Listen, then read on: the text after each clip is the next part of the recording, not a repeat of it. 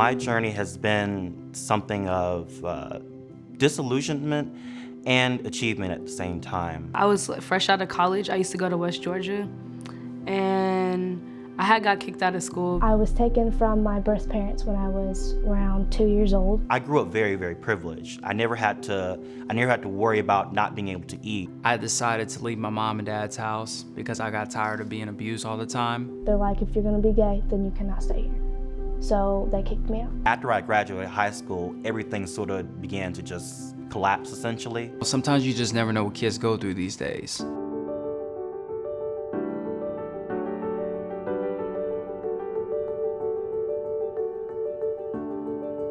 Coming to the shelter, I found that a lot of youth here did grow up in similar backgrounds. I'm Michael Hewitt, and I'm the Senior Vice President for Engineering and Operations for the Central Division. One thing that kind of resonates with me with Covenant House is I have a daughter. At the time when I joined the board, she was about 15 years old. And what struck me was the age of the kids that Covenant House serves. That could be my daughter, it could be one of her friends that we know that comes over the house every day.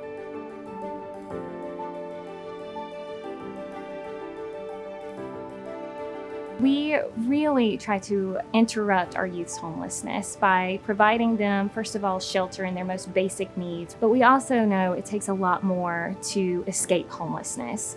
We want our youth to leave us and never experience this again. So we have a lot of support services that we wrap around our youth. Comcast has been a great supporter of Covenant House. We always have a pretty good presence in terms of Comcast Cares Day. So as part of another fundraiser called our Executive Sleep Out, where we formed a Comcast team to actually sleep outside for the evening, experience homelessness. We want to be part of the communities we serve.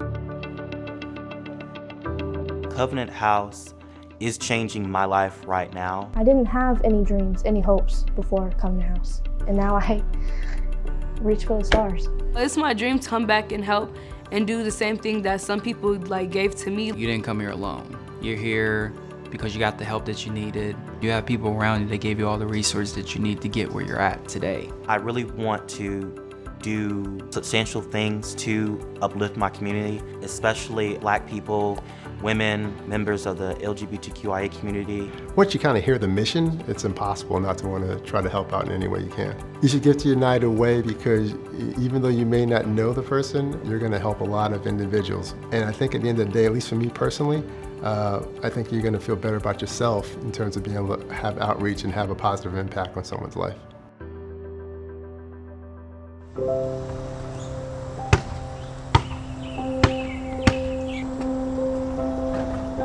I was born in India. I left India well back in '96. I met Shu in 2000 and then we got married in 2001. 2009, Pratush was born and things were going good initially, and then he won't talk. At the age of 4.5, Pratush had a vocabulary of 18 to 20 words. And that was a lot to take in that time. There was no proof or correlation that he needed autism treatment, but in our mind, we were eventually starting to think that this might be the path to go. And when we met the doctor, that was a moment I still remember. She said, "You are wrong. He's absolutely okay. He doesn't need any help. He's just having a speech delay." I cried in the car on my drive way back home, but not everyone is always fortunate to have a moment like this.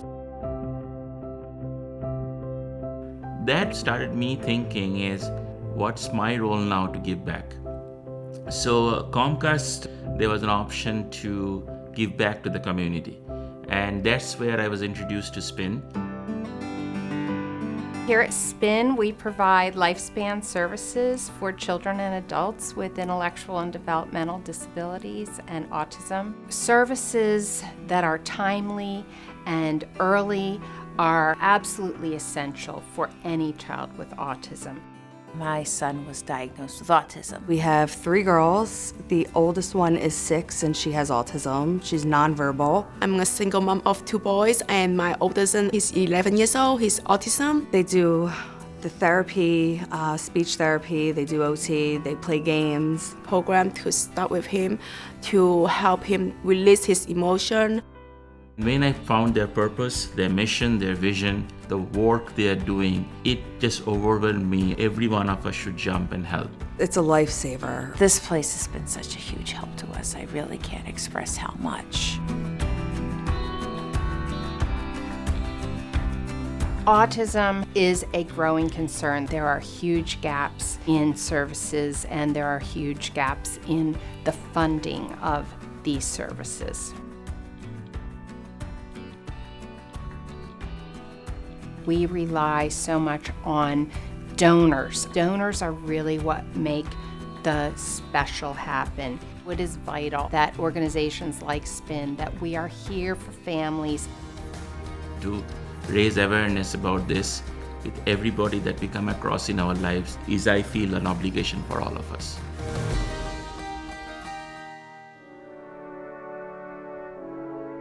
My son, Adam, joined the Army right out of high school.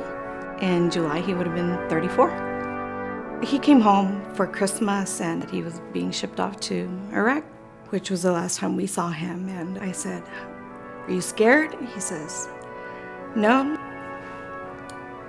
I'm just scared that if anything happens, that my name won't be remembered. And that's my mission." We got that call that nobody wants, that he had been injured and that he was being flown to Landstuhl. And they fly us out there and I have no idea where I'm going, what we're gonna do, where we're gonna stay. I have a 12-year-old daughter with me. And at that point, I didn't care if we were staying on the hospital floor. Fisher House has been around for about 25 years. It's kind of like a Ronald McDonald House, so that the families of our service members and our veterans can stay there free of charge and be close to those that they love. We currently have 84 homes all over the United States, 2 in Landstuhl, Germany, and 1 in Birmingham, England.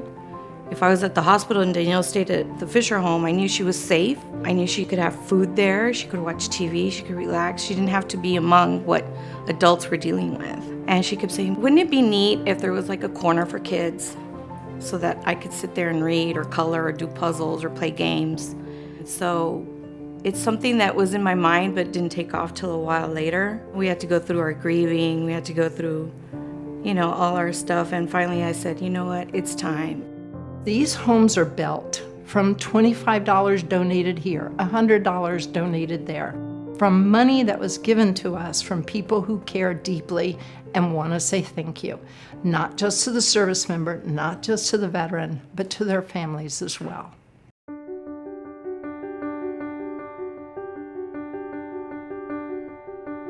The Fisher House has been really great, having a place to stay on short notice and then also having a place that the kids can hang out and have fun in.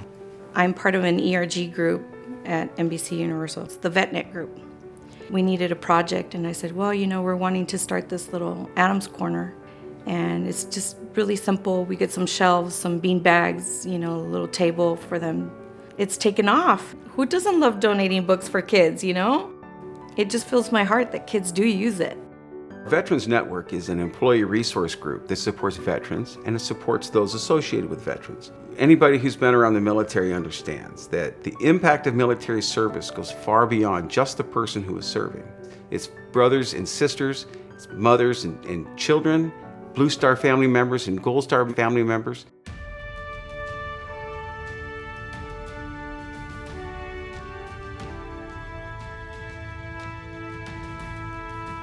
Cynthia's story is priceless, it's sacrifice, it's a catalyst to action.